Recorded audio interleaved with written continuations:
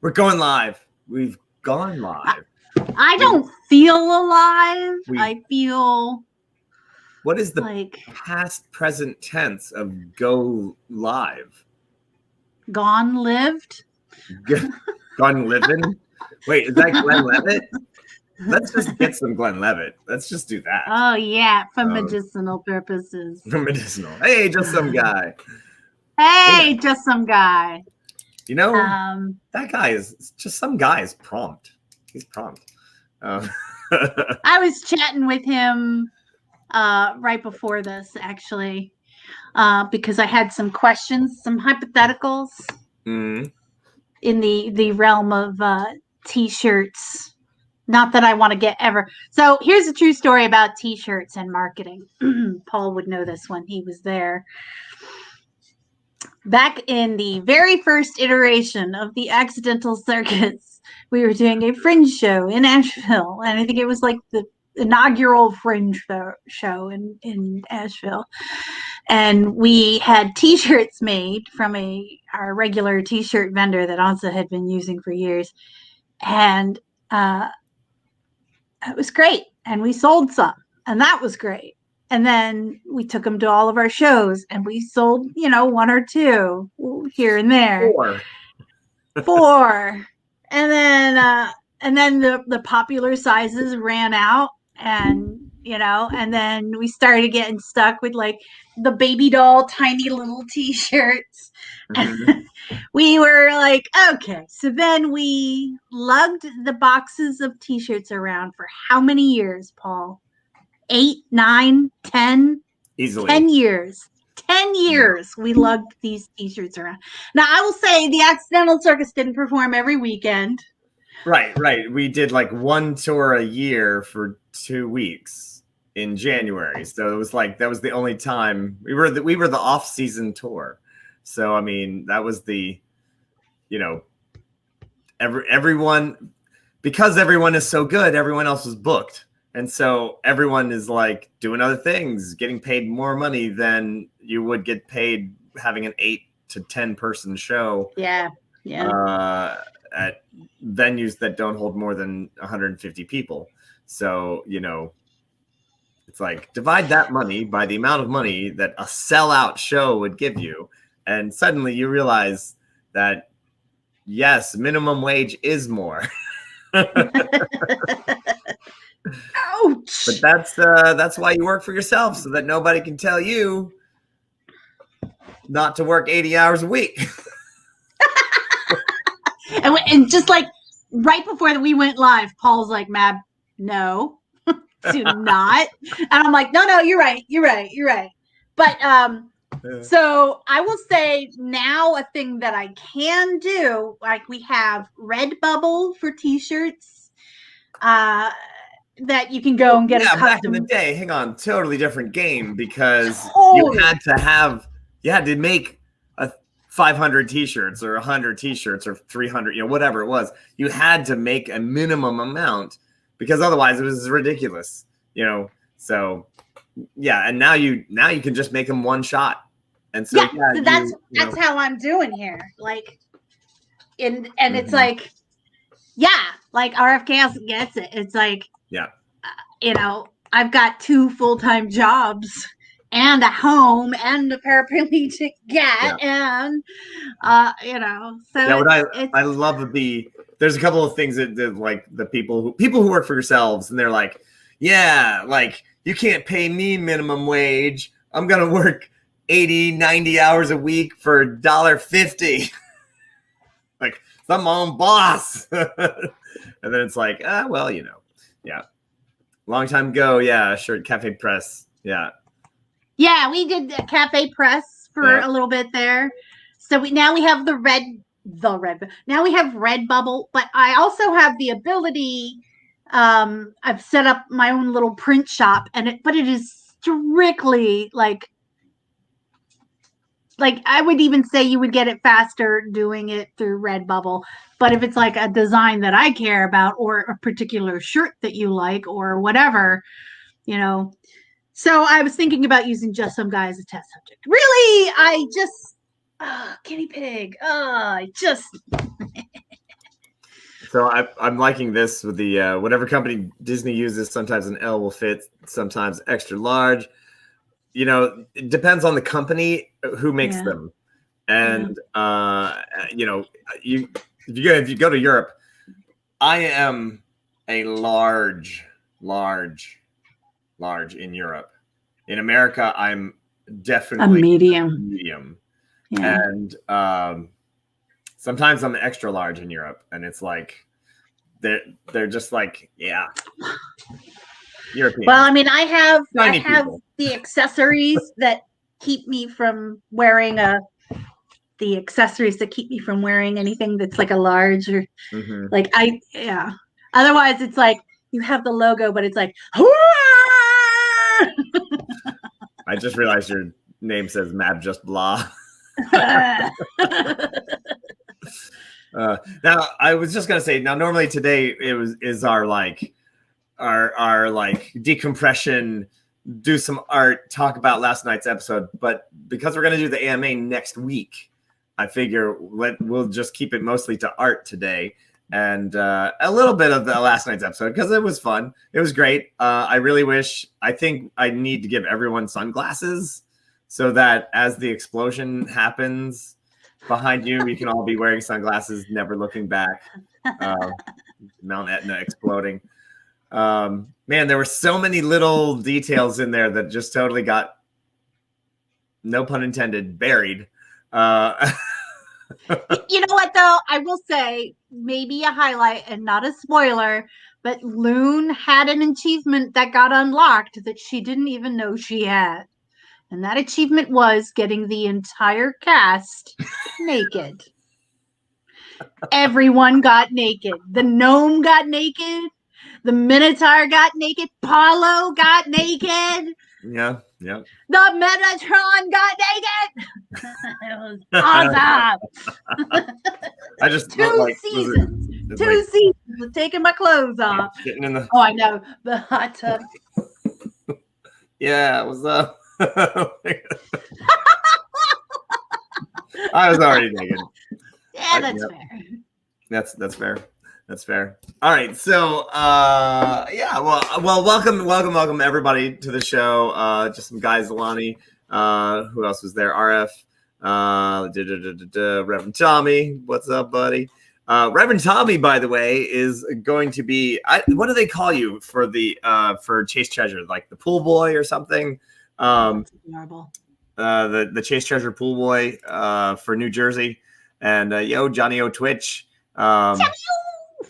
and Man Snack, Okay, pool boy, Man Snack. It's and straight up objectification there. That's right. You got it. Comes around, goes around. You know what I'm saying?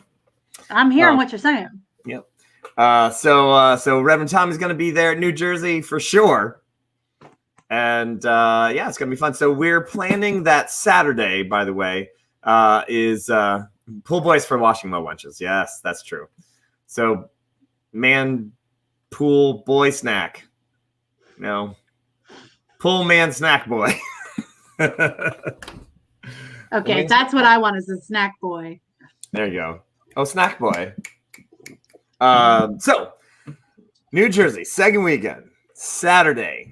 What we're going to do is we're going to have a schedule of the shows that everybody from Nat 21 is in, which is 4 of them, actually. So there's my show, Shakespeare show. There is Roger Awesome, Lords of Adventure show. And here's the thing. Now, Melissa, sadly, is running the New Jersey Renaissance Festival, so she will not be performing. However, Chase Treasure, her group, will be performing. So I believe that is worth going to anyway. So because we are working on a Chase Treasure plays Dungeons and Dragons mini campaign where, like I said, we're kind of like we're still trying to figure it out with the rest of Chase Treasure. Is it that they are playing as Chase Treasure, playing Dungeons and Dragons, or they are playing Dungeons and Dragons as Chase Treasure? If that makes sense. Their characters would be Chase Treasure. like a group of assassins. I don't know what they would be. Maybe bards. I don't know. Maybe bard assassins. I don't know. Working on it. We're trying to figure it out. Or they would just be themselves as Chase Treasure. Yes.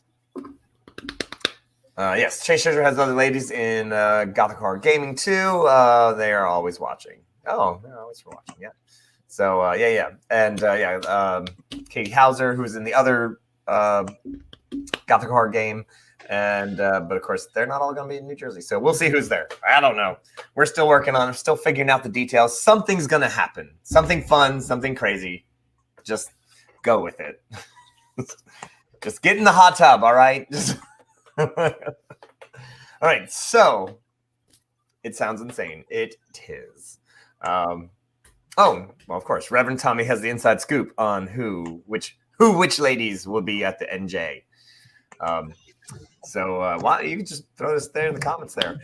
So anyway, we have a whole day planned where everyone's going to go around in character, also with the Dice Knights game. So there will be a little bit of in-character action as well. So if you play Dice Knights live action role-playing game at New Jersey Renaissance Fair, you can interact with our Nat 21 characters in character. Whoa. But they'll also be watching shows. And I don't really know what the pub situation is at New Jersey because there's like, I don't think they have like open drinking. I think they have like a pub where they sell drinks, but you have to drink them there. So you can't really walk around. I don't know exactly what the situation is. It's been a couple of years since I've done New Jersey. So if anybody knows, let me know. Oh, that's I don't know if the paving on the only road. Oh no, really? Wow. I'm just reading just some guy's thing there. Under house arrest. Designated area. That's right. So there's a designated area. I'm sure that the group will do some drinking. And then we're going to come to my show. And I think the plan is to then go to the variety show at the end of the day at Shakespeare's show. Shakespeare's got a variety show, so he's going to be there. And nice. And then maybe we'll sing Chocolate Cake or something with my brand new guitar. I heard you had a new guitar. I haven't seen it yet. Oh. Allow me to show it off. Oh, wait. I did see a photo. Hey, Paul, I have a question about this when you come back. Eventually, he'll be back. So when the Accidental Circus did the show in Nashville, and we ended up going to a music store, and I spent every penny I had on a ukulele, and that was the second ukulele, and it was the nicest ukulele. Was it the same store that you bought your thing at? I can't remember, actually. I don't remember going into that particular music store because there were we went to a couple different ones. So I remember there was one that August was like, this is the greatest store we need to go to. And it was a $300 or $400 ukulele. That was marked down to $200 or something, and I talked him down another to like $100. What? Yeah, well, I was because it was literally every penny I had at the time. Yeah. Oh my gosh! Like, Oh shoot! I don't think it was the same place. I think it was a different place. But was there a painting of a giant guitar on the side? Come on, that's like every place in Nashville. Yes, I know. So I don't think it was the same place because I don't remember being in that building. So my friend Charlie Rafferty, who is a professional bagpiper and bluegrass player and all sorts of stuff, he led me around to the finest shops in Nashville to get my new guitar. And it's a beautiful Taylor GS Mini, and it is not the $3,000 left-handed guitar that I was looking at, nor is it the $2,700 left-handed guitar. I don't quite, I'm almost 50. I don't think if I haven't already made my music career happen, Don't fall for that. Don't fall for that. Have you not seen these things that are like, I finally got signed by an agent at 47 or whatever. No, And I'm like, I haven't. yeah. No. Yeah, I keep seeing them. What I and told, I'm tapping out on 50 right now. Yeah, so I will tell you what I told the guy who wanted me to play for the Led Zeppelin cover band. Hi, I know this sounds very strange and odd, but I'm actually a very successful juggler. Okay, that's fair. That's fair. So, okay, no. All right, so this story needs to be told. So I'm at a pagan festival, and I have a hurdy-gurdy. Yes, I do. And you start cranking a hurdy-gurdy, and belly dancers just appear magically. It's like a summon spell. It's kind of true. Yeah. And they just appear. So, per usual, bring out the hurdy-gurdy, sit around a campfire. Suddenly, there's 8 belly dancers.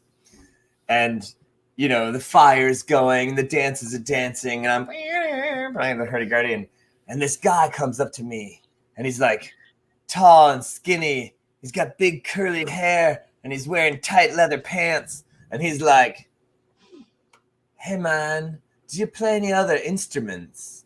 And I was like, I mean, you know, I kick around a mandolin and a guitar. I mean, I'm okay, you know, and I can, you know, I play piano and, you know, my first love, the saxophone, of course, you know, so like, you know, I hack around on a bunch of different instruments. Why do you ask? And he goes, well, I'm in a Led Zeppelin cover band and we're looking for another guy. And I was really wondering, and that's when I went into Dream World of Paula Garbanzo in the Led Zeppelin cover band. And I could already see like the spotlight, like, on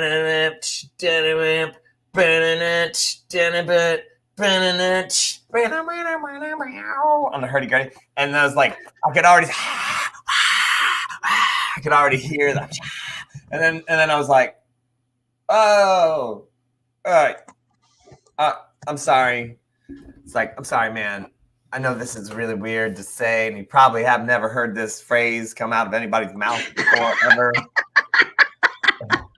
I don't know how many times I'm going to say this in my life, but I'm sorry, sir. I cannot join your Led Zeppelin cover band. I am a very successful juggler. And yeah. So that ended my musical career right there, I think, right there. Just when I was like, I'm pretty sure that I might be mistaken, but I'm almost certain that I am doing better as a successful juggler than as a Led Zeppelin cover band guy. You honestly though, Paul, it really, and yes, actually, JSE, just some guy, hurdy-gurdies. The world needs to have more hurdy-gurdies everywhere. Mm-hmm. We need the hurdy-gurdy the world up. Yes. Okay. And if doing it just to get, you know, hot belly dancers to appear magically, I mean, I've heard worse reasons, but that doesn't take away from the fact that there are more hurdy-gurdies in the world. Yeah. I will have to say though, I mean, if you're just doing it for the ladies, just learn to play guitar, man. Don't mess around. No. You know why? I mean, if you're going for quantity. Guitars suck. And everybody plays the guitar. Right? Yeah. All right. Women don't like that. Women like a guy that's gonna be like creative, right? We don't want boring, uninspired. We want muse driven. Actually, I'm not speaking for all women. I'm just saying. Yeah, I'm gonna say, if you're just going for quantity, really? Girls love a guy with a guitar. They just no. You need 4 chords. Yeah, well, you know what? A ukulele has 4 strings. The guitar has thousands of chords, but you're only going to need 4 to play Wonderwall. So,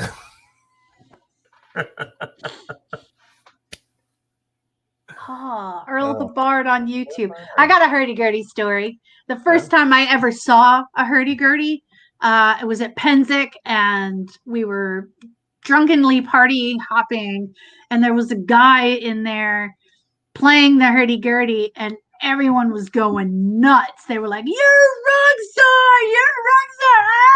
Ah! And then anyway, you can play Wonderwall on a hurdy-gurdy. I'm just saying. So then the guy goes in and he's like, after he does this thing, everyone's like, he's like telling everyone, this is a hurdy-gurdy, blah, blah, blah. He was pretty drunk too. But the next day we were walking through the marketplace and this guy's pulling a little cart passing us, and the cart looked like a little baby coffin. And I was like, oh, wait, that's the guy who played the hurdy-gurdy. And as we were walking past him, I said to my friend, like, we were having a totally different conversation. I said to my friend, yeah, but where are we going to find a hurdy-gurdy at this hour? And, like, at that point, the guy stopped, turned around. I was like, what? And we became good friends after that. That would be Paul Ash, right? That'd be Paul Ash, and he lives in New York, and yeah, he was the first most popular hurdy-gurdy player. But he was a big old goth dude. It was great. Mm-hmm. Goth hurdy-gurdy. Yeah, he's good. Yeah, every once in a while I think about pulling it out, and then I realize how much practicing I need to do, and then I just put it back. Yeah, because you don't need to practice on a guitar. Oh, wait, you do. Yeah, because nothing sucks more than really bad guitar. Like, you can suck on a hurdy-gurdy and it's not that bad because of the novelty. Are you not hearing what I'm saying?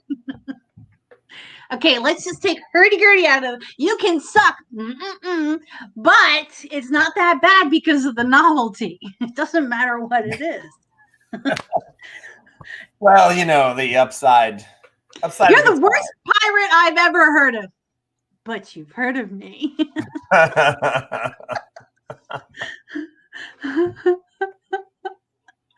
Yeah. Mm-hmm. Well, art. Okay. We're making art, right? Spent a good half an hour. All right. What am I doing today? You might be asking, or not asking. What am I doing today? Here's what I'm doing. I am actually. So I have this old map here that I made for last night's game. And it looks, I'll just show it to you right here. This is my sketch on original graph paper. Oh yeah, it's a beaut. There you go. Oh yeah, that's classic. And I did actually make this before the game. I didn't make it up on the spot. I actually made it before the game. Had it planned out. I was thinking there was going to be some epic battle as you guys are running around the edge of the edge of the thing while the Hydra's smashing and the rocks are falling. And turned out totally different. Anyway. We would have none of that. Nope. Oh my gosh. Yeah. And we actually was having a conversation with some people about it, and they were like, "Your big giant monster only lasted 2 melee rounds," and I was like, yeah, but those were the best 2 melee rounds ever. we had Thales blasting it with so much damage, and then we had the battle slot. We had freaking Barnabas go in like to headbutt a Hydra. 2 horns, 1 head versus 7 heads. Right, he was just many. Mm-hmm. Yeah, that was a battle sloth, 3 fingers of terror, 3 toes of terror. Well, yes. Oh, yeah, we didn't get the epic light powering down cutscene. Yeah. Yeah. It did, however, it did help. There were other things because it's like there were steps involved. Yes, the AAA guys cut the power on the big engine. So yeah. Oh, I had so many. Trust me, there were huge chunks of plot that look at all these. Look at all this. I was like, well, if they go this way, I'll do this. And they go this way, I'll do this. Last night, I'm going to say, without ruining any AMA, but it was a crazy madhouse of messages flying. It was an ADD nightmare.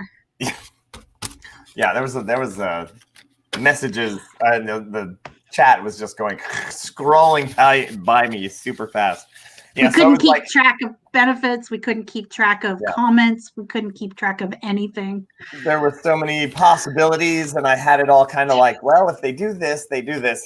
Some of you think I'm railroading the people, but look, trust me, they had options. They didn't use nearly half of these. They had options. Yes. I'd say it's a rail. You say railroad. I say they're driving a train without tracks.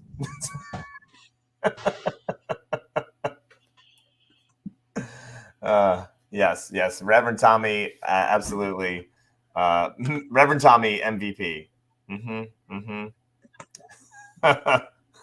Oh my gosh. So, as I said, I am working on converting this map into said battle map. I'm currently at the very beginning stages of it, and I will boop it on this, add it to the stream, just at the very beginning. So basically what I've done is I've made it, those are 5-foot squares. That is the bottom of the fire pit, and I'm just marking out where it's all going here.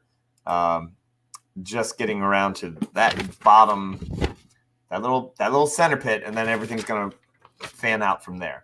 So where I'm at the very, very beginnings of it. I will show you some progress when I make a little bit more in a minute. But what are you working on, Mab?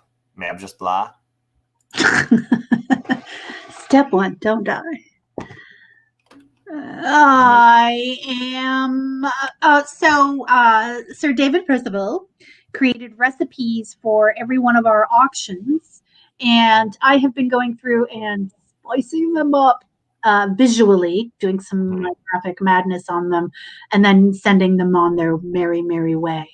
So right now I have just opened up the latest one for the last auction, which I am going to keep a copy for myself because it's called the Frog Prince Marsala, and it sounds really good. What kind of? So it's like steaks. Oh man, steak marsala. That sounds so damn good. Yeah. So that.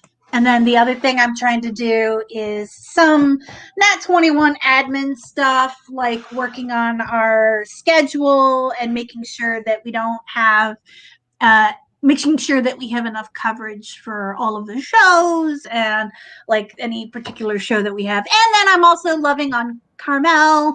I'm singing her praises and lavishing her with admiration. Thank you. And opening my ear holes for her dulcet tones. Oh, thank you. I thought that would be the right moment to enter when you mentioned about coverage for the shows, and it's just the two of you here. So that's part of it. I'll be sharing a document with Paul and anyone else who wants to see it on the back end. Boop. Hey guys. Hi. What you working on? So I need to put an elastic waistband in some bloomers because it's bloomer season. And then also I'm working on my Metatron costume for Jersey. I have had this very large, very elaborate wedding dress for a long, long time. And I am under the impression, my mind is under the impression that it's my size, but it's not. It's just like yards and yards of this Dupioni silk, which I don't want to waste. And it's like a really well-built thing. However, the top does not fit me in any way. And it's also just like a wedding dress. So this applique, which are these like spiral rosy things, I'm going to pull them apart and turn them into eyeballs. Yes. So the skirt may stay intact to be worn with my like big holographic bell-bottom stilt cover trousers Nice. and my Batwing holographic vesty thing, but like I love that thing. Right, and my big flower hat, but yeah, I need to make a bunch of eyeballs, basically. So I'm just going to be going at this with a pair of scissors today, and doing the Snake Lord's work. And considering my life choices about being an artist, working for people of means, and how I do and don't want to do that, I've had an interesting morning. Was it the singing telegram? Well, I also had a singing telegram at 8 a.m., but that was different. That's a different. That's not working for people with means. That was something else. No. This is I mean, like, I don't know what you guys have been talking about, but I'm in the deep end of. You know, one of Mab's sayings is that I've always enjoyed is, "Oh, those people have my money. The rich people have my money. It's in their wallet, but it's mine. I just need to go get it." And I've always enjoyed that as a construct, but especially now as COVID kind of settles into something that looks like it's even like manageable for us as a culture, even that's totally not. I just don't want to go back to the like philanthropic top-down art world of like that's where the art is and that's who gets to make art and who gets to throw parties and who gets to pay people. I'm just like really tired of it, and so I got a potential gig that after fucking years of investing in a place that never gave me anything back, and I just kept giving and hoping that they would eventually realize that they were completely in love with me and I was everything they needed. And they finally threw me a big gig, and it's beginning to look like a friggin' nightmare. So I'm like, that's the part where I go like, this is the part where the survival instinct goes, do anything to keep it. Do anything to keep it and to keep them happy and to, you know, like just do anything because this will never come back. You'll never get another opportunity like this. And I'm like, this is a lot of the things that I want. It's a lot of the things that I want to experiment with. But if I have to deal with being micromanaged as well as being undercut, I actually can't do my job under those circumstances. So it's not even like I don't wanna. It is that as well as I can't do the challenge. Job. So you know, like I do spend a lot of time thinking about making a living in the arts, whatever, 25 years worth of it. And I will say, when you have a feeling like that, Carmel, run. Yeah, I hate for you to pass up an opportunity that might be the golden opportunity. But I don't know. I know that I have had gigs that I have been kind of waffling about, and I could feel the waffle, and I went through with it, and it was good. And then there would be gigs that I felt bad about, and I went through with it, and they were bad. So, but I learned to recognize the difference between feeling bad and feeling waffly. Yeah. That's a key. Now, if you're feeling bad, that is an issue. If you're feeling exploited, diminished. I just don't trust them. And it's not even, you know, like, I mean, part of it is because their track record isn't great for paying artists, but the other part of it, other part is that like they mean well, but they don't know. And like, because all of the artists that they hire are all like their kids' trust fund friends who are just doing it for fun. Some of it is that, but some of it is also just like, small town thinking and like, oh, it can't possibly be that, or like, wouldn't you like to come and perform at our party because the party's going to be so much fun and it's in such a cool place that you like to come to that and perform? I love I'm that like, no, one. work is work. So, Yes. so stuff like that where they're like, they don't actually quite see what they're doing. And I think that if no one stands up to it, they'll never fucking learn. So, and I might not be the person to die on that hill, but I'm definitely like... And, I hate to say it's like, it's been like that forever. And, the thing is you say no and someone else is going to say yes because they're getting their foot in the door and they think this is going to be, I mean, believe me, I did. Yeah. I'm just jazzed to be on the show, man. Yeah. I mean, I did juggling shows for festivals because they said, oh, it's going to be great. There's going to be thousands of people there and you can, pass out your card and it's going to be awesome. And I'm like, so what? I pass out my card and then they call me up and say, come to my festival for free. And then pass out your card and I just get my name out there all the time. Yeah. Artists, leading cause of death amongst artists is exposure, as they say. I mean, yes. And so the part of me that was like, I hoped that we had transitioned beyond this, is also is at war with the part of me the insecure part of me that says, like, you're never going to get another thing as big as this and as cool as this. And I'm like, I don't think that's true. Big companies big companies that work on, finding these big jobs and then like promoting them and all that sort of stuff and pay tens of thousands of dollars to like hire all the performers and all that jazz. Mm-hmm. They put bids in all the time and lose bids all the time.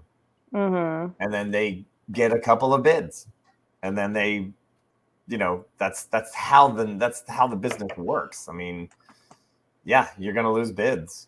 And right. Well, yeah, I think that's the thing is that this feels a little bit more personal. It is more personal than just like, oh, I said I could do it for this much and they got somebody to do it for less. It feels like we like love you. We love you and we love what you do. And we're like, like we're doing this thing and they're just handling it badly, which makes me feel bad. Did they write a contract? Right. Not yet. So the moral of the story is I wrote them an email today saying, I really understand how anxious you're feeling because of the compressed timeline, but I can't move forward until we have a contract in place. I can get you one by the end of the day. Would you like that? So. And you're waiting on a reply. Yeah. Yeah. Yeah. Now, I've had, can't tell you, it's funny because I always felt like it was just Ren fairs that were doing this, but apparently everybody does. I've had so many Ren fairs, then they're like, they'll lowball you or they'll try to like, they'll try to kind of, oh, there's so many. Have you read the 48 Rules of Power? I know all about it because I live with you. Yes. Well, and you should. That's, because it's so funny because if anybody's read this book, if anybody out there has read this book, it's a great book. It's pretty much like every chapter I read, terrifying. I see it and I go, that's the Bay Area Renaissance Fair. Oh, right. That's the maneuver they're pulling. Oh, and then I'll read the next chapter and it's like, oh, that's King Richard's Fair. That's the maneuver they're pulling. They're so cute. And when you see it, then you're like, oh, F you. I know how to get around this. And most of the time, getting around it just means bye. Because as the people who are contracted, that's our only honest recourse is to say, this is what I offer. Here's how much. Blah, blah, blah. If you say no, bye. Because your only other option is to say yes. And then if you say yes to things you don't want to do, boy, let me tell you, I've been there. I've totally been there, and it's terrible. Yeah, and also the like, what am I gonna like fight them about the contracts? Like, I sent you a contract. It laid all these things out. If they start to be in breach of it, okay, you guys are in breach of contract. I'm walking. Like, again, it's the fear of the rich, the fear of like, well, they've got lawyers and they've got money and they've got, like, what are they gonna do? And I'm like, they're not gonna do shit. The point is that don't walk into the trap. If you're like, don't put your foot in the bear trap if you can see its teeth. So I'm having a lot of feels about it because it's like really fresh in my brain right now. But also like as an artist and a performer and as a person who's like looking to like move to new circumstances and like up north again, and like it's just like there's a lot in the air for me right now, and I'm trying to build something. So when somebody offers like something that looks like a foundation stone, it's hard to be like, no, I prefer sandstone. You can keep your limestone to yourself. Like, it's just, it's hard. But again, like, if we want to build anything that doesn't rely on the rich handing us things, then like, what actions do we need to take? Well, don't get me started on how capitalism is not a sustainable economic system. I can get you started on it. Let's get started on it. Capitalism is not a sustainable economic system because you can't just keep going up and up and up. And there are a finite amount of resources on this planet. And so somebody is constantly making money. Someone else is constantly losing money. And as it being an incentive, sure, but it's also inhumane. The end. Yes, correct.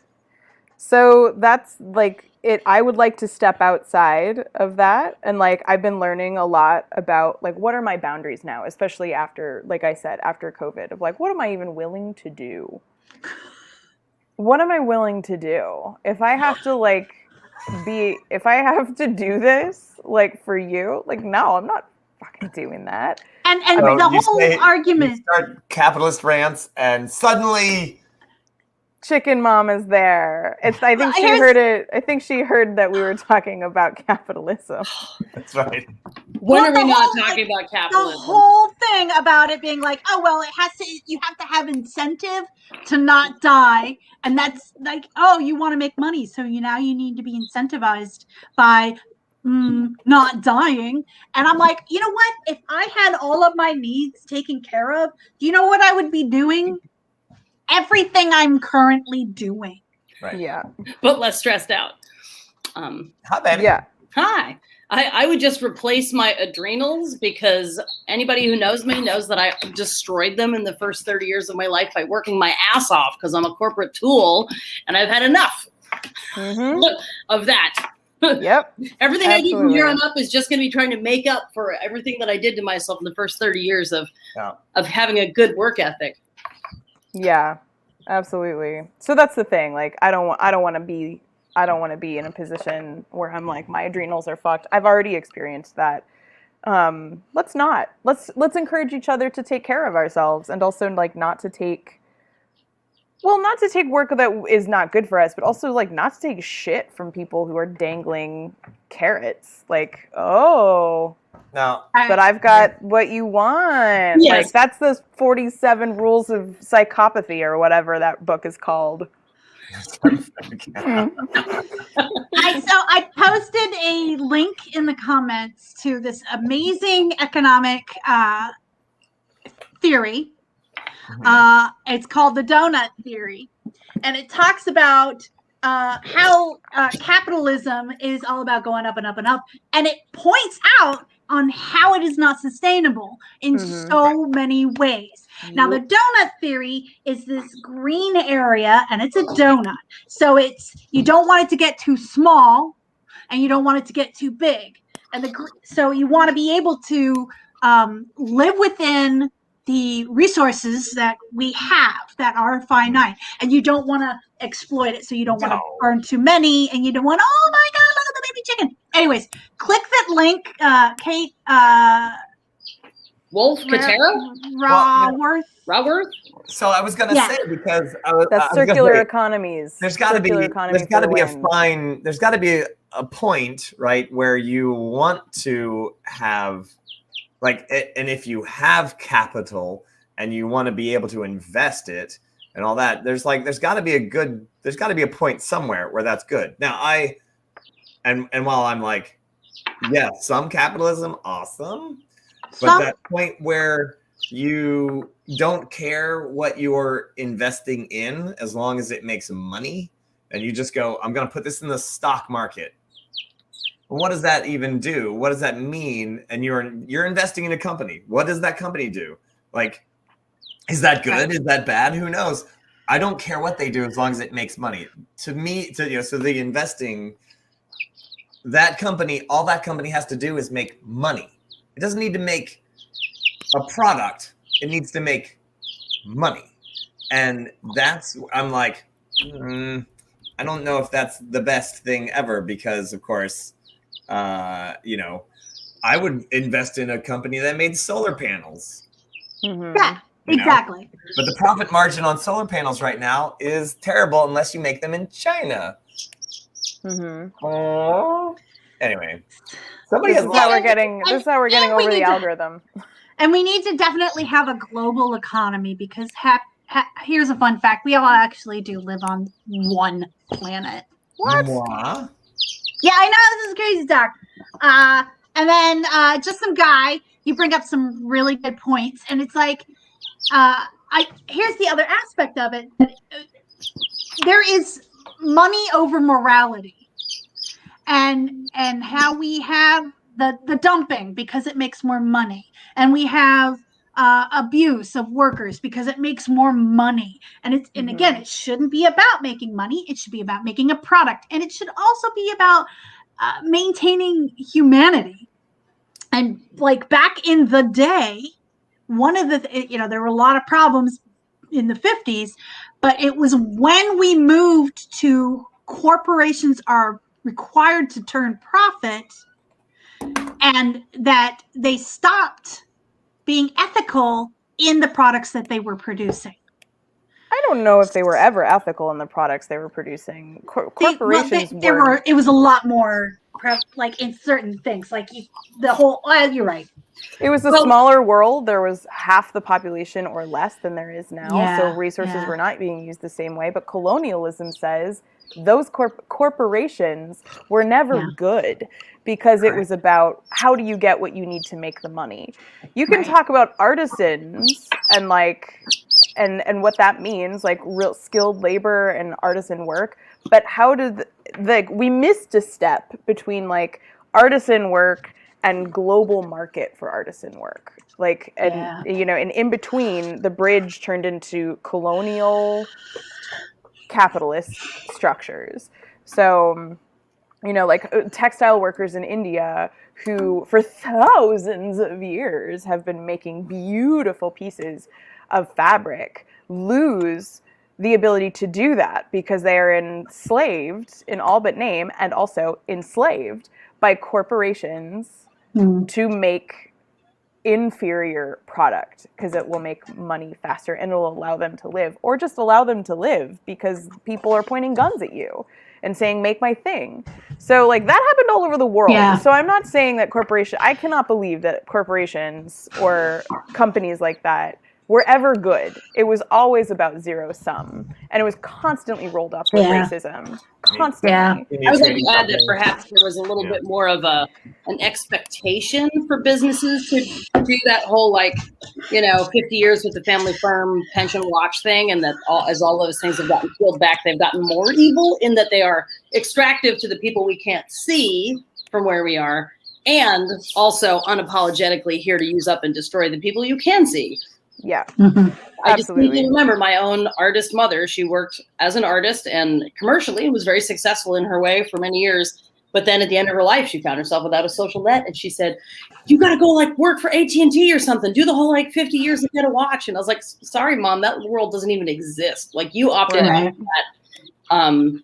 I couldn't choose that world if I wanted to. And I would like to say to just some guy in Tennessee, I always feel like the unpopular liberal in that I also object to the massive amount of resources that get spent to keep people who have already used up their chance alive. Like we will not spend any money on a poor kid who has done nothing wrong, nothing to act against society. We won't make sure they have education or healthcare or anything like that, but we can spend a huge amount of money, not just on like corporate bailouts, but like, somebody that we know is a proven murderer, et cetera, et cetera. I'm aware that there's mad disproportionality about how capital punishment and so forth gets used. There's huge race and class issues there. But as somebody who had one of my friends murdered when I was a kid by somebody who has been in jail now for 30 years, we've all been paying $50,000 a year for that kid to sit and have all of his needs met in return for killing someone. Like, sorry, I feel like that person voted themselves off the island and they shouldn't get to use those resources. They should have been eliminated as soon as we knew that they murdered all those people. They're done. That's, yeah. Eddie Izzard has a whole thing about that as well. I mean, it's a joke, but Eddie Izzard talks about, like, there's a level of, like, what you like, there's serial killers, and then there's, like, corporate and governmental serial killers. Like, when you get to the point where you're Pol Pot, and you've killed 15 million people? Well, you must get up very early in the morning. Right. Like, there's actually, like, no way of actually comprehending what to do about it because it stops meaning anything.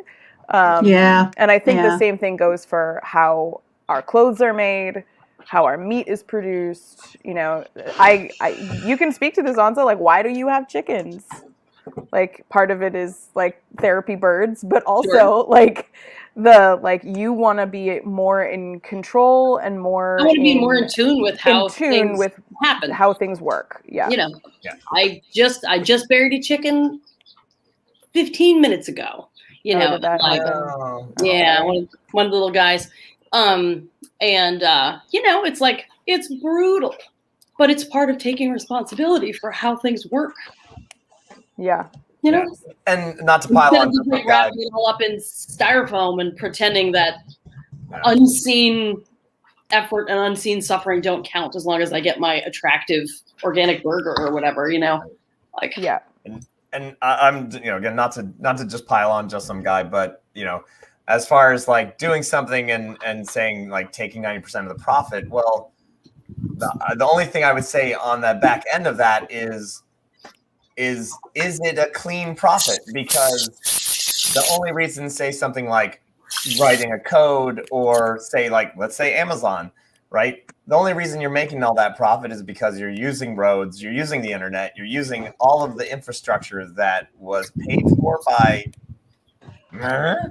not Amazon. And the I-40 bridge falling apart. Like, Amazon's not going to make any money if that bridge falls apart. So maybe Amazon might. That's why they want drones. More money in taxes to maybe make that bridge not fall apart. Because if Amazon has to drive all the way around Tennessee to get to North Carolina, it's literally intrinsically bad for business. So, all of that wire, all of that infrastructure, that's got to be paid somewhere. And that is the reason you make a ton of profit on something like that is because of all of that. So again, is that profit? Are you, if you had to pay for all that wire by yourself, that's not 90% profit. That's 0.1% profit.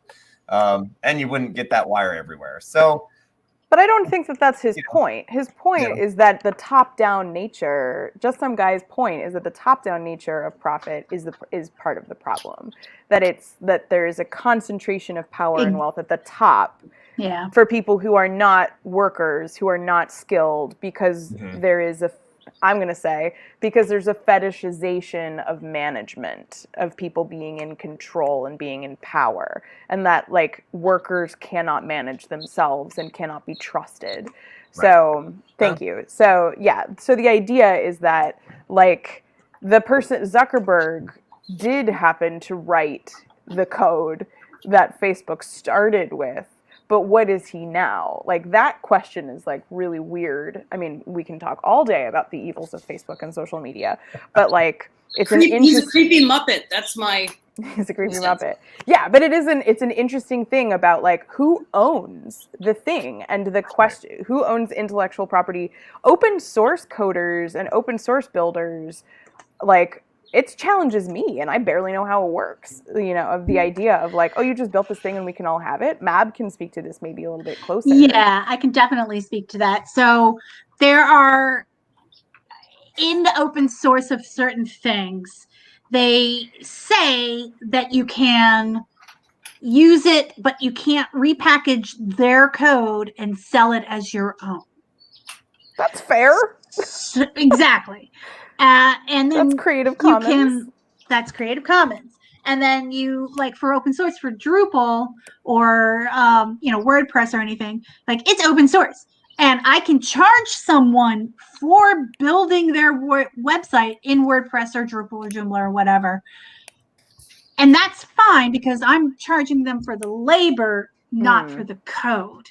And any advances that I make, I can charge them for, I guess, but they can't package it and sell it as their own proprietary information. So that's how code works.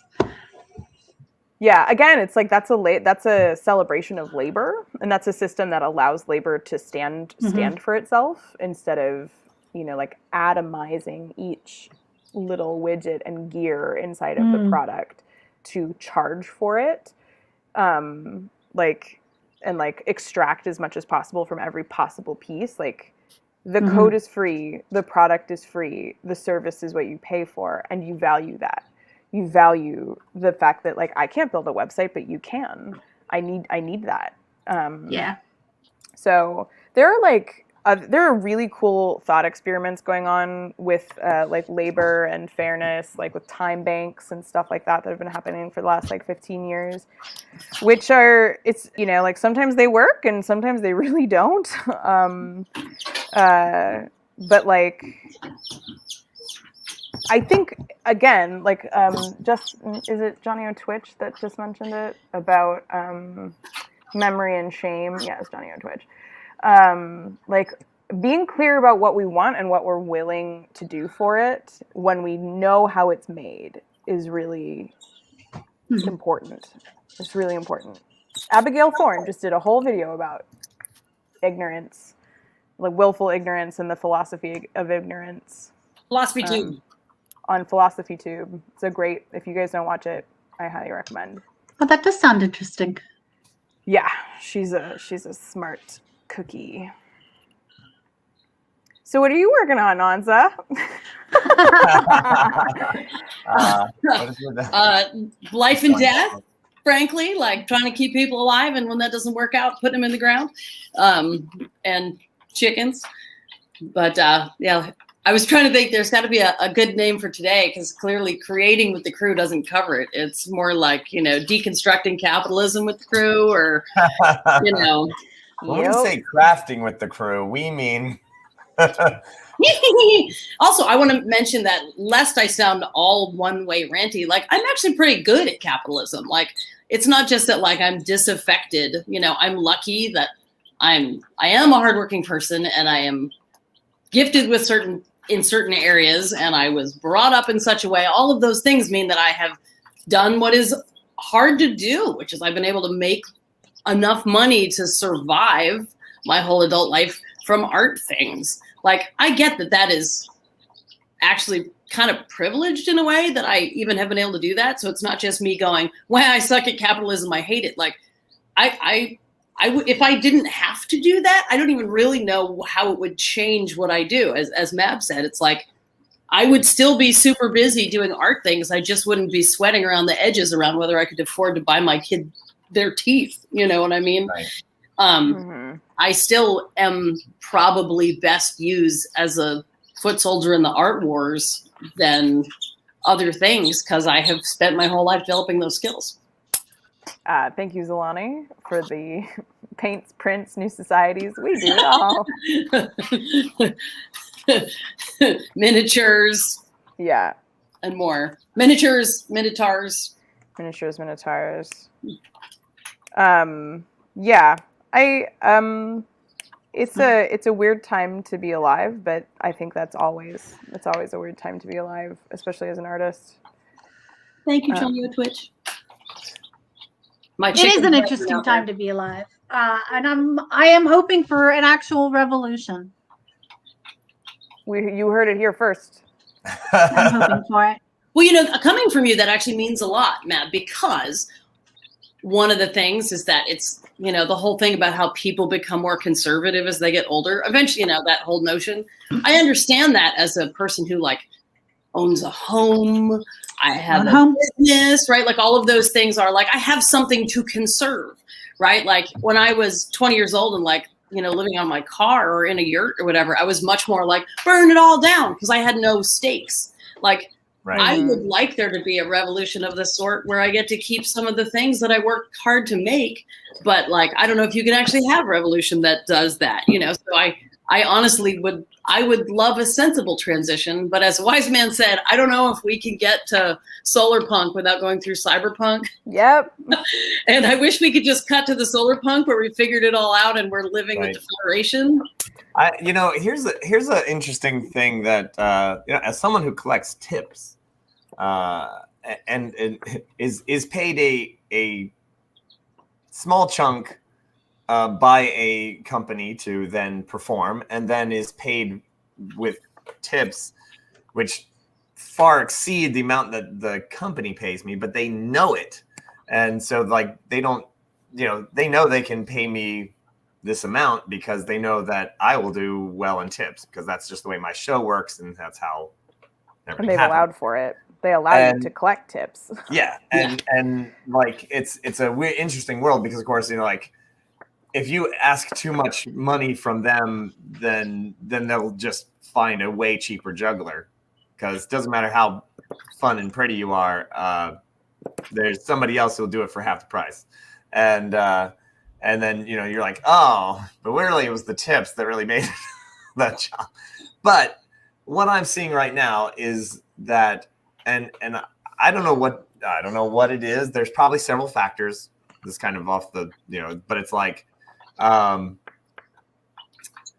maybe it's the money that was given out for unemployment. Maybe it's just people have not spent a lot of money because they've been at home, not spending any money. I know I didn't spend any money. And so is it that more people just have a little bit more, or they're just going bonkers and need to get out? But tips have been way good. And I have to say that I, as someone who has I have a lot more cash on hand. And also I am, now that I'm vaccinated and and restaurants are opening, I'm going to restaurants more. I mean, I didn't go to any restaurants for fucking 8-9 months. Right. So 10 months, a whole year. And so now I'm going to a restaurant and I'm it was a $20 bill and I'm tipping $10. I'm tipping 50%.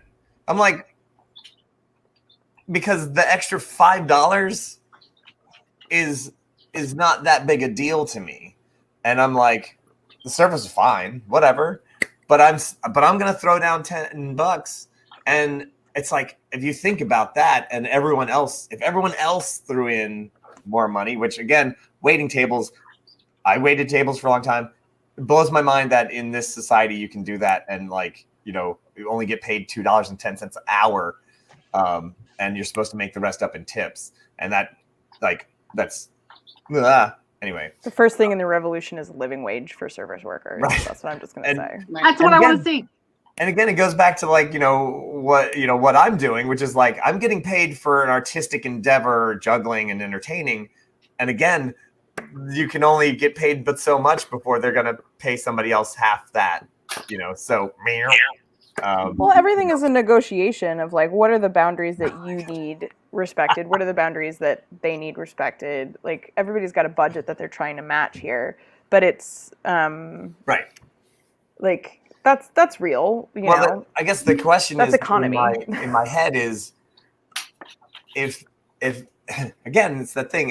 If more people have a little bit more cash on hand, it spreads around, and those people are gonna work and spend their money, and it actually, and it's like the same dollar that gets passed around 10 times by people working and buying things and things like that in the local place. If that money is circulated in the neighborhood, and I mean, people have said this a million times, that same dollar gets passed around, it actually creates more wealth than if it gets sucked up to a higher source and then put in a bank. Because stowed in the Grand Cayman Islands or whatever. Right. Right. So like It's generating. no one can drop. Hey, other jugglers may or may not drop more than me, but nobody can drop them like I do. Oh. Pretty sure gravity works the same for everybody, hun. That's right. Yeah, but it's the way I drop them. With style, with panache. I would like to mention that Zalani is mentioning how, it's something that I think is happening. Part of the reason I survived the pandemic as an artist is between my Patreon people, people who were like, with my stimulus check, which I don't need as a person in the middle class or the upper middle class, I would like to spread it around my artist friends. I got commissions and so forth. Part of the reason I survived was because I've spent, 20 some years building a relationship with a larger community. Yes, I know, right? And those people, a lot of them reached out to me and said, how are you guys even surviving? I get asked that all the time. Did you guys survive the pandemic? Do you still have your house? How is your kid? Are you guys safe? I'm glad that we are and we have, and that is in part because, like Zalani said, a bunch of people have said, what made the pandemic survivable? Art. How many people were binging Netflix and realizing these are all actors? None of these actors are working right now. These are all, set painters who are sitting at home watching their brushes dry and freaking out. I feel like a certain conscious portion of the segment of the population, rather, have not felt the right. pinch. And they're thinking about us. And even, it's like some of the money that we spent, we got our stimulus check and we made a point of spreading some of it around to other people too. Because again, it's like that $10, every place that it bounces, a little bit of it rubs off. Yeah. Mm-hmm. Like an electron. It's right? the reason why I started Nat 21 Adventures. Cause it was an idea that I'd had for quite some time as far as doing, I didn't think it was going to look like this. Little square boxes everywhere. Right. I thought it was going to be everyone sitting around a table with multiple cameras, multiple angles, and whatever. We're getting there. We're getting there. So it's like it's a different. It ended up being a different animal. Same species maybe, and that's we're able to give. Pretty much, all of the performers that have in the show, and it's something. It's not much, but it's like I don't keep more than anyone else. I'm just like whatever. It's because again, by the time you spread it to the 12, 14 people that we have in our cast, sure, it's not a ton, but it's like. Here you go. Every month, when we divide all that money up, here's a chunk, and it helps. Every little bit helps, and So I didn't think it was going to be little square boxes. Yes, on the round TVs. Yes, my oscilloscope is way out of fashion. And also, Reverend Tommy, I noticed your comment about the people that don't tip you. Those people are assholes. When I was 20 and I was a barista, having done all the things, I was a bus person in restaurants, which is gross, hard work, and been a barista and been a chambermaid in hotels and literally cleaned dog kennels. I've done a lot of very hands-on, dirty things. And I always thought, when we're 20, when we're 40, and you're 60, everybody should have to do 6 months of either being, a waiter or a barista, just 6 months, rotate in, so everyone would remember what it is like to depend on the kindness of strangers.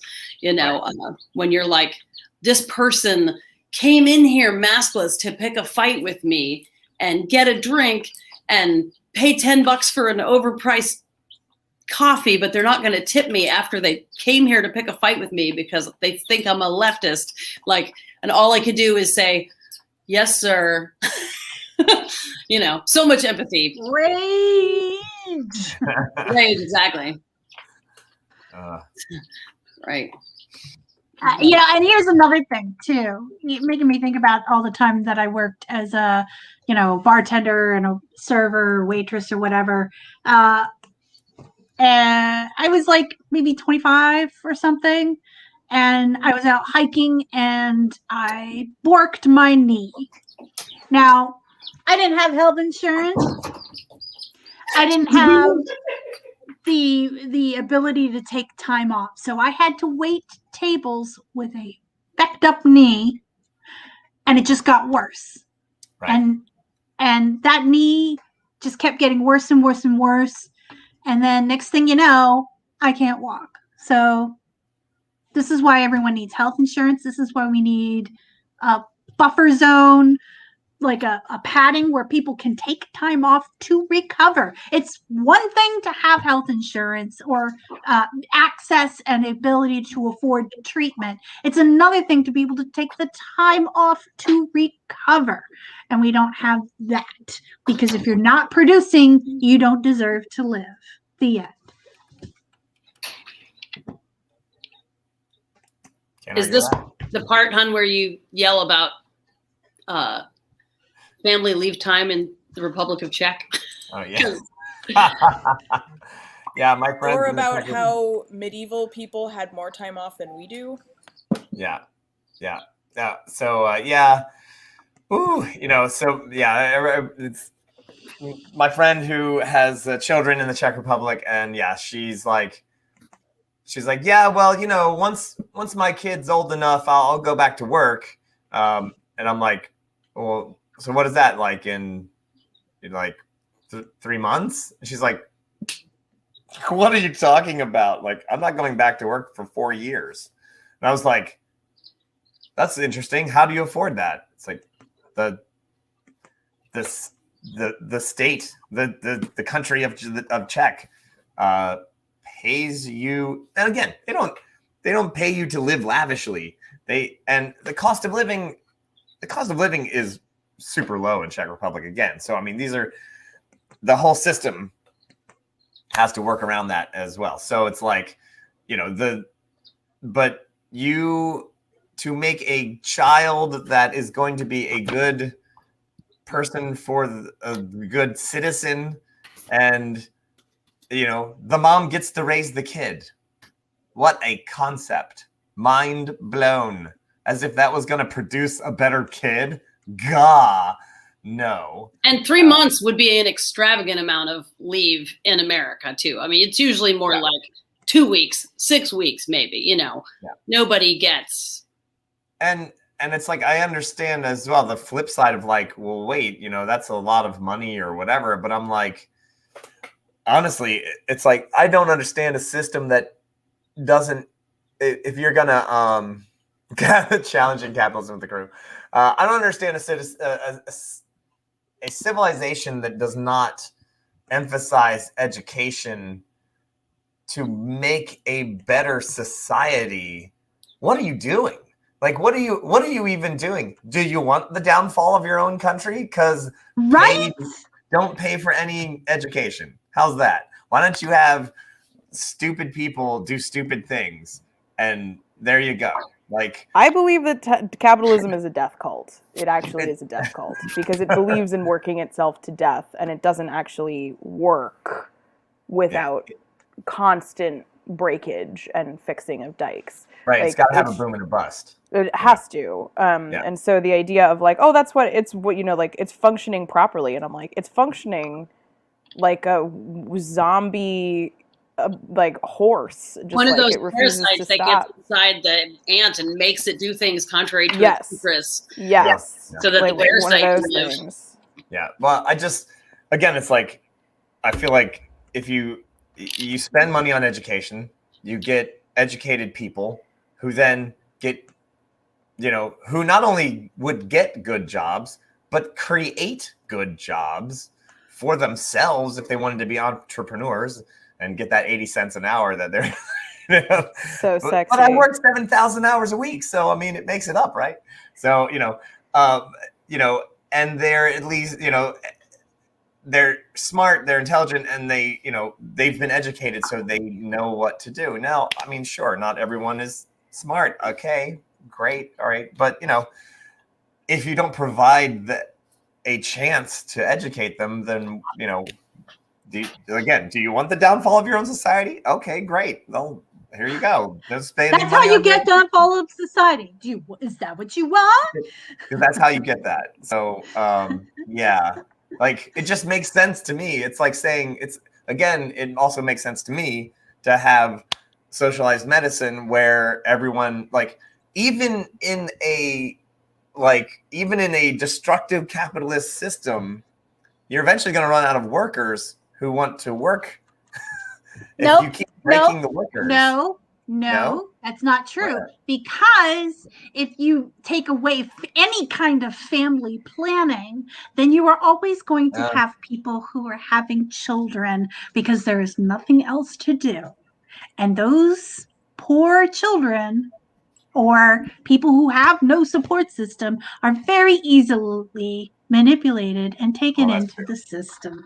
I wouldn't say it's because there's nothing else to do. I think it's because they don't know that there is anything else to do. If you are poor, if you're poor and you can't go out to a movie, if you're poor, you can't go out to eat. If you can't, sex is an amazing recreational pastime. Yeah, but you don't have kids to pass time. They're not having kids because they want kids. Right. They're having kids because they're having sex and don't have access to family planning. Right. Let's call it what it is. Reproductive health. Family planning implies that you want a family or that it has something to do with families. Sexual health and reproductive health is what it is. That's true. That's true. For that. I was trying to find a way to say that wasn't like, I don't think the words that you're saying mean quite what you're trying to say. Yeah. But yeah, it's just having that conversation. I've been poor and I've almost been a member of the middle class. And the amount of sex I've had or the amount of kids that I've had has not really been impacted by those circumstances. Poor or almost middle classy. But the consequences of those are certainly different. If I have so I lived without healthcare my entire adult life because I was an artist in America and I didn't have the option. My kids, however, because my children have Medicaid, have had healthcare. And so if our kids didn't have healthcare, our oldest kid would be dead. And it would have taken years and years for us to get to the part where that was still all I was doing was managing his decline. That would not have made me a more productive member of society, because it's never as fast as any sort of brutal social theorist would want to say. It'd be a long grinding process. There'd still be tons of loss of productivity, and it wouldn't have done anything to make any of us better. I like to believe having a social net to support my children and help them stay alive. It's not too much to ask. I've been working continuously since I was 14 years old. I feel like literally the least the world can do is to help them have an opportunity to have teeth or shots. Or in the case of one of them, whatever extreme interventions are required. I don't feel like we're asking too much in exchange for everything that our family as individuals bring to the world. And so if anybody wants to get to sort of social Darwinist about that, you're on the other side of social Darwinism is assholery. Sort of the punitive attitude towards the POA, which I have been for most of my life. Mm-hmm. I love that there's so many interesting comments. It's silence on the screen while we read to see what other people are saying. Right. That's a sign that you guys are such wonderful and smart contributors. Yeah. Really, all I can bring today is my attitude and my chickens. Look at that. That's a nice eyeball. Did that Brahma reject all the chickies? She did. She would take them at night and then push them out in the morning. I would open the door and the one would be standing by her and the other 6 were all standing in the food bowl on the other side. Like she clearly bounced them from the club. And I even tried taking hers away with them and reintroducing them all at once. But she just could not get over herself. And He's not with me not being here, I mean, she's a fool, but with me not being here, I can't see like asking everybody to like smuggle the chicks back in every night so that they can at least get the benefit of that. And then one of them succumbed to tiny baby chick disease. So for the last 24 hours, I actually slept with it last night, trying to keep it alive. So, oh, babe, sorry. What do you know? Like sometimes you don't win, but the rest of them are cheerful AF. Yeah. So, I'm reading the comments too, and there's like some great one, Johnny. Educated people don't make easy consumers in the short term, and America is all about a short term. It's like you can't see past each quarter,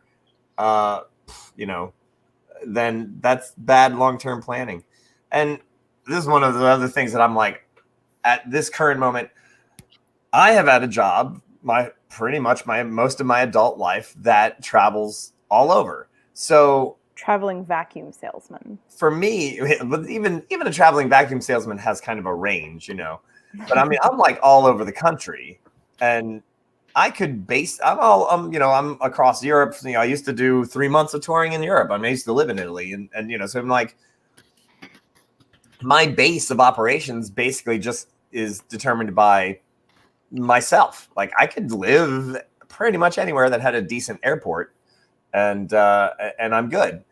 And because people can work from home now, like more people are working from home, more people are working remotely, more people have jobs that are like, I can get this job in Austin, or I can get this job in Atlanta, or I can get this job in Massachusetts. Same job. Suddenly we now have to pay, like cities now need to supply some sort of interesting thing that people want to live in your city, because now it is no longer that city has the jobs car factory. Right. That city makes cigarettes. That city does what? Like, it doesn't matter anymore. Now it's like, that city has a really cool bike path and has a really great kayaking and maybe some rock climbing. And it's like, that's, really and there's great a job. public schools where there's a reason to live. So it's funny. I was just talking about you, hon, as I was burying this chicken. I was on the phone with somebody else, and talking about when you were living in San Francisco and being like, why would I look at that eye? Why would I live in the most expensive? Why would I store my stuff in the most expensive room in America if I'm not going to live here? Yeah. So we're just talking about Smeecoke. Yeah. Smeecoke? Second most expensive place on earth. Yeah. Oh, wow. Yeah. I think there's something to be said here that I don't think any of us have addressed about the like who is a worker and who deserves to be paid, and like who are the people who are contributing. And in America, at the very least, and I'm pretty sure it's not much better anywhere else, people with disabilities are not dehumaned because they can't work. Like, our culture, our death cult culture of capitalism is like, if you can't work, if you can't contribute, then you may as well be dead. And actually, it's literally the most Nazi-tastic thing. We hope you die. So it's a question of like, what does contribute mean? And I think that this community of people and us here on the screen all know that it doesn't mean you can stand up for 8 hours and punch shapes to make cars. It means that you make art. It means that you show up for your community. It means that you can, read to the blind. It means that you can, whatever. Like, there is a space in this world for people to contribute that's not productivity and capitalism driven, and it is of value. Mm-hmm. That's huge for me. It's such a huge subject that I am afraid to open my mouth.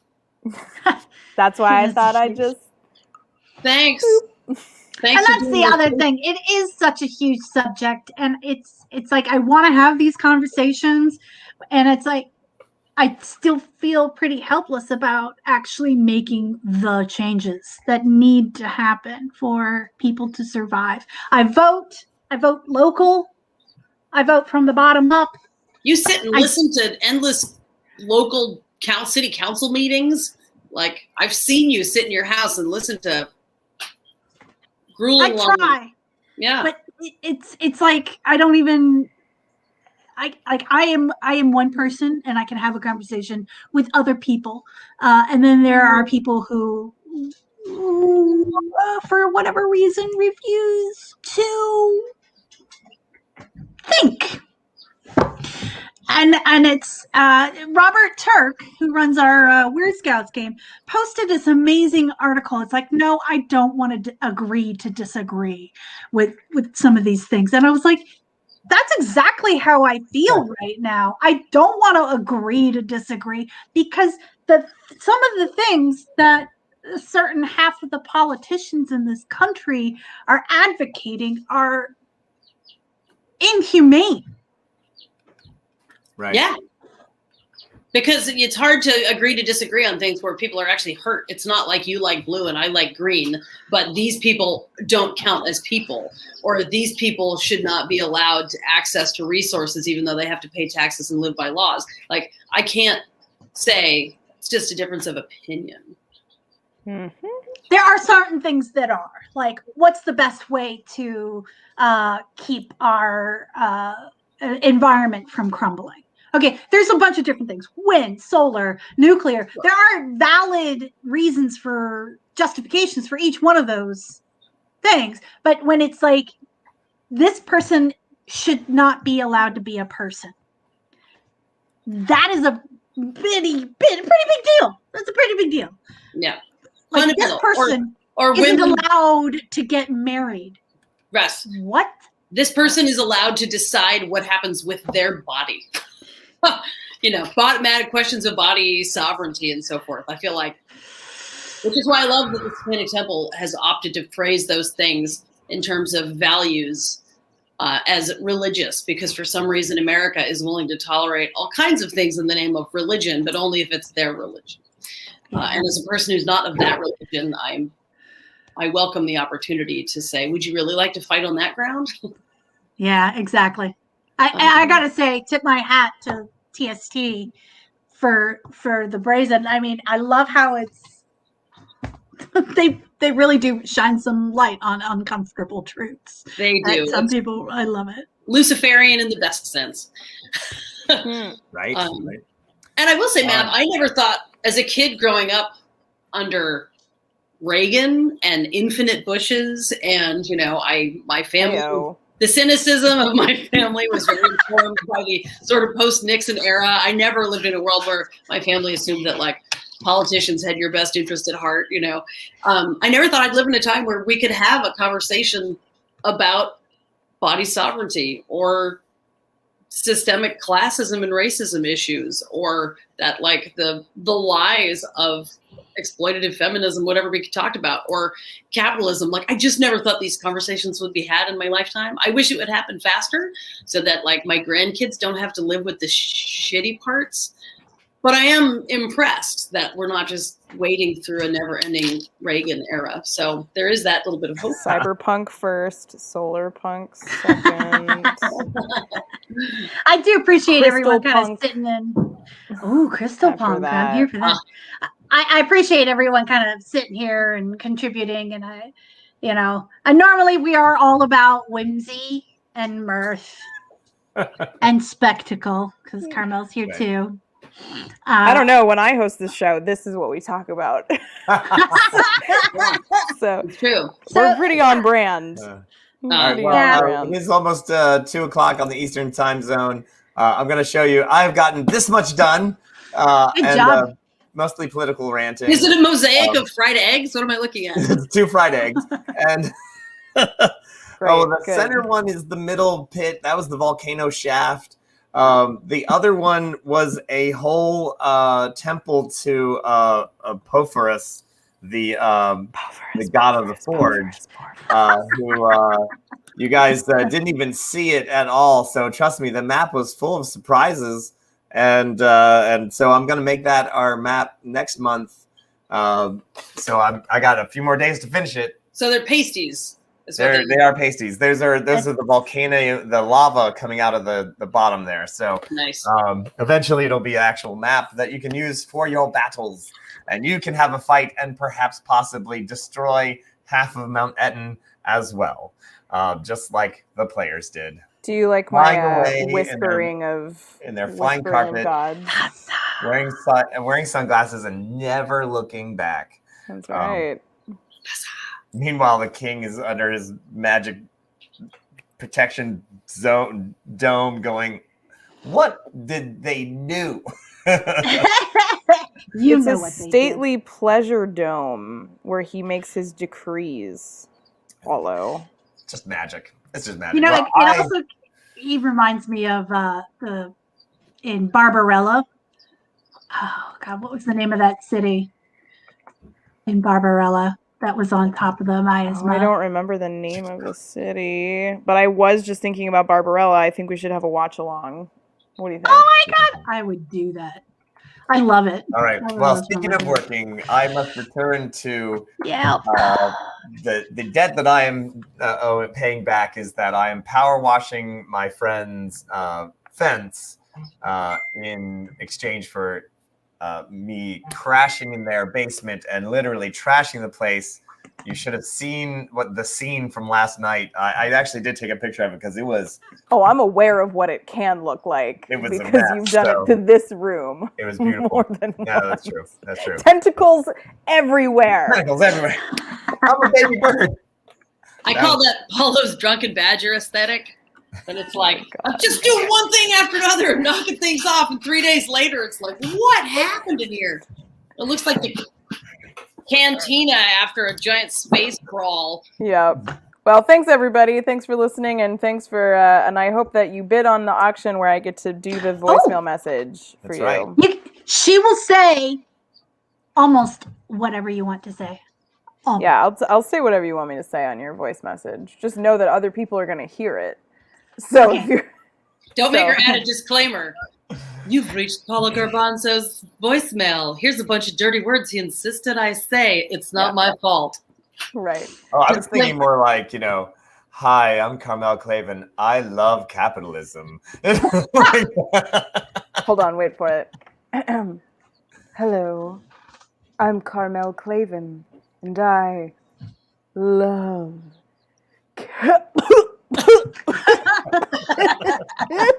yeah, I can't even get through it. No, it's not possible. I'm Carmel Clavin. I was and they paid me. They paid me so much money to tell you how much I love capitalism. Yeah. Those people had my money. All right, everyone. Thanks so much. Enjoy the rest of your day, and I hope you make some time for art and political ranting. All right, everyone. We'll see you next time. Bye.